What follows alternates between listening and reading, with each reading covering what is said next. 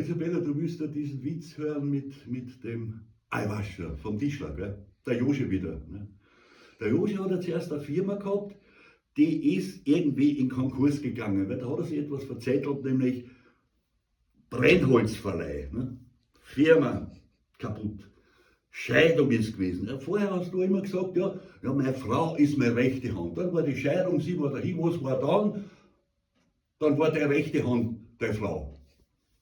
Da hast du eine neue Firma gegründet, aber du hast dir ist sowas eingefallen. Ne?